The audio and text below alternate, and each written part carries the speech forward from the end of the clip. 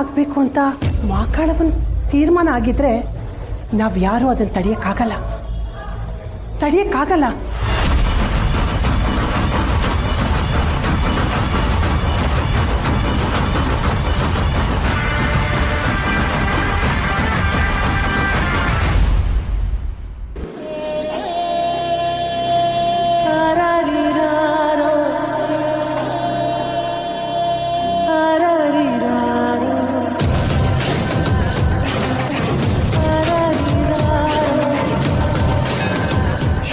ಶಿವು, ನನ್ನ ಮಾತು ಕೇಳು.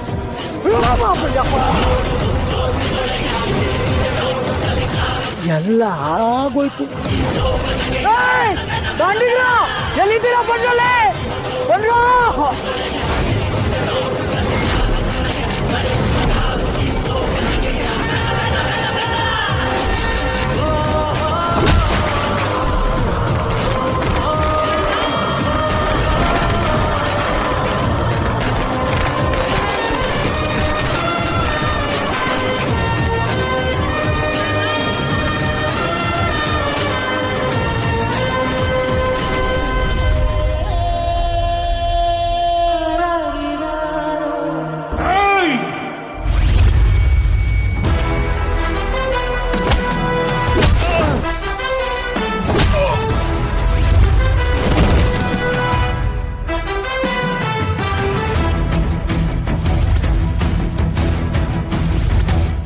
ಬಂದ್ಬಿಡ್ತೀನಿ ಬಾನು, ಹುಷಾರು. ಸರಿಯಪ್ಪ.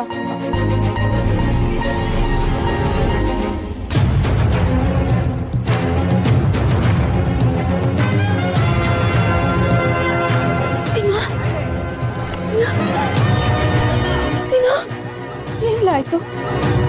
ಏನ್ಲ ಮಾಡ್ಕೊಂಡ್ ಬಂದಿದ್ಯಾ? ಶಿವು,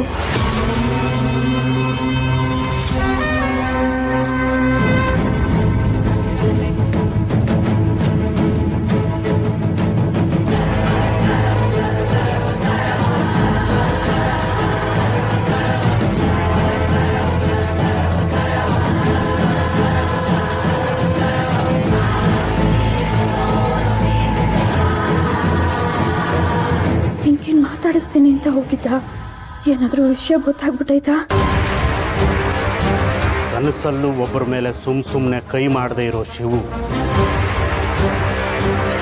ಊರ್ ಕಾಯೋ ದೇವತೆನ ಹೆಗಲ ಮೇಲೆ ಹೊರೋ ಶಿವು, ತನಗೂ ನೋವಾದ್ರೂ ಬೇರೆಯವರಿಗೆ ಒಳ್ಳೆಯದನ್ನ ಬಯಸೋ ಮಾರಿಗುಡಿ ಮಹಾಪುರುಷ ನಮ್ಮ ಶಿವು.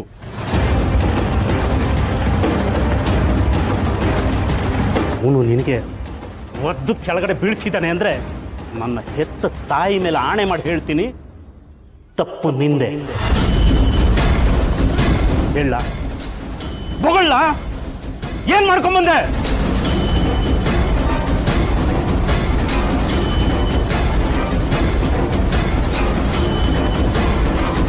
ಬಾಯ್ ಬಿಡ್ಲಾ? ಹೇಳ.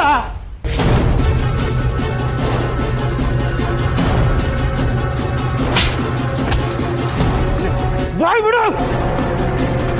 ಮಾವ,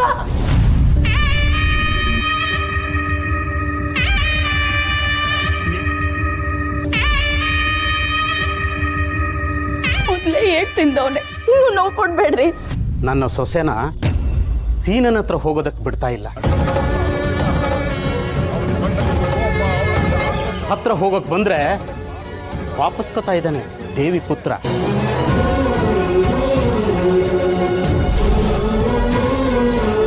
ಅಂದ್ರೆ ನಾನು ಭೂಮಿ ತಾಯಿ ಮುಟ್ಟಿ ಹೇಳ್ತೀನಿ, ನನ್ನ ಸೊಸೆ ವಿಷಯದಲ್ಲಿ ಈ ಪಾಪಿ ನನ್ನ ಮಗ ಏನೋ ತಪ್ಪು ಮಾಡಿದ್ದಾನೆ. ಹೇಳ. ಆದ್ರೆ ಏನು ಪ್ರಯೋಜನ ಆಗಲಿಲ್ಲ ಮಾದಪ್ಪಣ.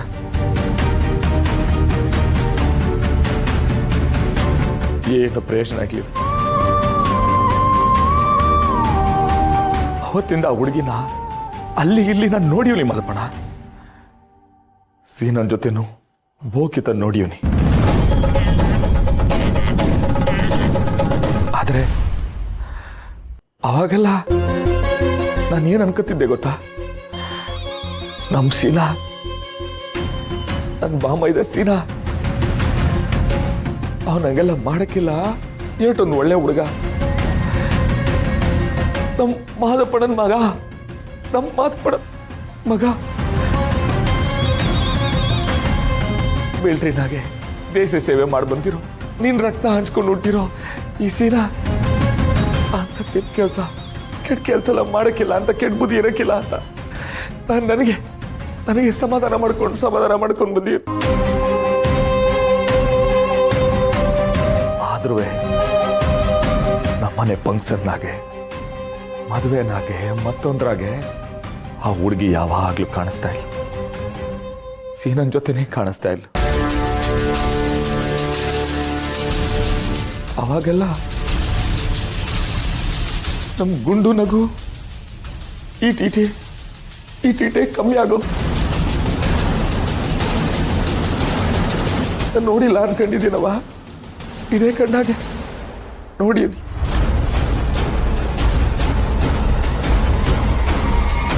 ಮಾತಿನ ಮಧ್ಯೆ ಇದೊಂದನ್ನ ಹೇಳೋದ್ ಮರ್ತ್ಬಿಟ್ಟೆ.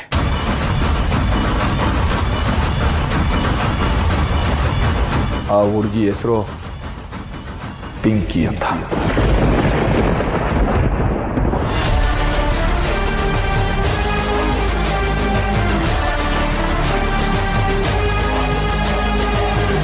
ಇವಳು ನನ್ನ ಫ್ರೆಂಡು ಪಿಂಕಿ ಅಂತ.